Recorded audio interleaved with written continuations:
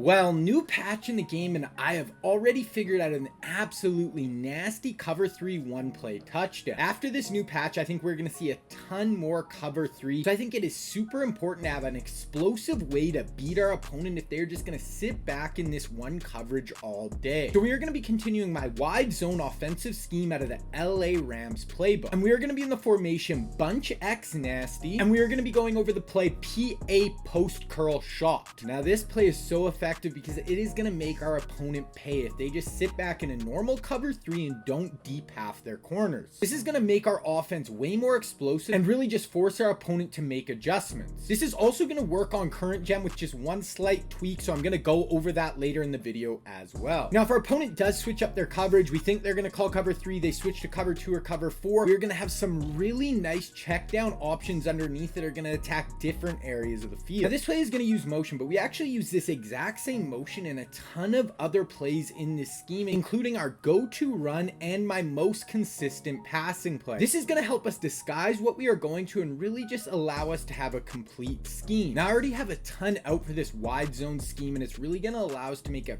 crazy explosive effective offense. But if you want to take this offense to the next level, I have a ton more out on my membership page, and this is going to allow us to take this wide zone offense and really make one of the most fun effective schemes in all of Madden 22. Now if you're interested in checking that out, click the join button down below. Okay, let's go over the adjustments for this PA post curl shot. All right, so for this play, we always want our bunch to the wide side of the field. We like to be on a hash for this setup. Then all we want to do is block our running back, give us some extra time, take the solo receiver and motion him out. Then we want to take the middle player in the bunch, the point player, and we want to put him on a slant, then take the tight end and put him on a streak. Now the only other different adjustment we're going to do for current gen, guys, is we're actually going to take the solo receiver and put him on a comeback. That is it. The play will work the exact same way. Just I don't really like the check down options quite as well on current gen, but we are going to be able to hit this post over the top, in current gen and on next gen. So let's go look at the gameplay and go over our reads for this play. Okay, so here it is, guys. We see single high and we are backed up on our own 10-yard lines. This is 90 yards out.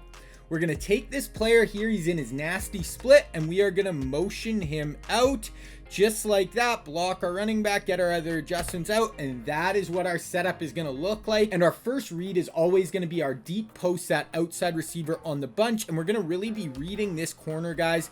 And watch this corner. He just gets up to some funky stuff. Watch him on this play. We have kind of our curl coming in. He almost slants to the middle field, goes vertical, and then curls in, and then we have a slant coming the other way. So watch the corner. He kind of just bugs out, spins that way, then spins this way, spins around. Look at him, just does like a complete 360. Let's rewind. So he's just doing a 360 in the middle of the field. Now we have this streak that is going to hold this deep blue safety in the middle of the field.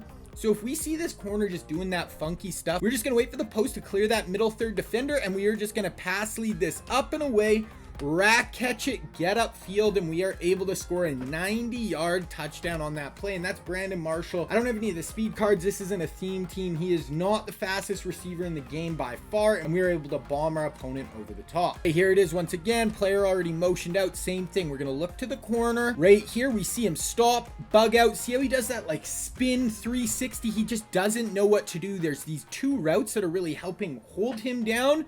We're just going to wait for this player to pass that middle safety, bomb him over the top, rack catch it, and score an easy, 79-yard touchdown on that play. And here's one more, guys, a little closer in, and every one of them I actually had hit running to the left side of the field on the left hash, but it works to the other side of the field. This is just where I got my footage, but you can run it to either side. So here it is one more time, guys. Watch the corner. If we see him just stop there and do his little like 360 spin jukes, he doesn't know where to go. As soon as our receiver clears that middle third player, we are just going to bomb them over the top, rack catch it, and get in for another huge touchdown. Okay, but now if they take that away, so I'd called this, he'd been rolling to cover 3, but we call this play and now he's in cover 2. So if we see cover 2, guys, obviously our post isn't going to get open. So now we are looking to these two routes. We have the slant here, and then we have the curl in the middle of the field, and we are just going to pick one of these two players, guys. Here he is, a hard flat on the field that's getting under the slant. So now the users over on this side of the field, we can just just throw that curl in. He's going to sit in a really nice soft spot against zone coverage. Okay, same thing one more time, and we see single high this time, but now we're dropping back and we see the corner here, and he just seemed to be getting a lot deeper here. So to me, here it looks like he actually deep halved this player. So if we see him getting way more depth down the field, and we see the user, you know, staying on the bunch side, once again, 2 players going to the sideline with our slant. See how this player turns his hip and is running with that post? That tells me he deep halved that player. So now once again, throw that curl in, and that get up field, and that is still like a 25-30 yard gain. Okay, and then our last read, guys, is going to be this slant. So if we ever get really quick pressure, or they're deep having their corner, taking away that post, and the user sits on the curl, anything like that, now we can throw this slant from R1. And what you're going to notice is this curl route actually holds these players inside just long enough that a lot of the time the slant is going to get outside of these players if they don't have a hard flat underneath of that. And even if they do, a lot of the time it'll be too shallow, and we can throw this slant in along the sideline. Okay, and then I really wanted to quickly show you guys how it works on current gen. So I didn't hop into a game, I just hopped in practice mode, but it's gonna work the exact same way. So all of our adjustments are gonna be the same,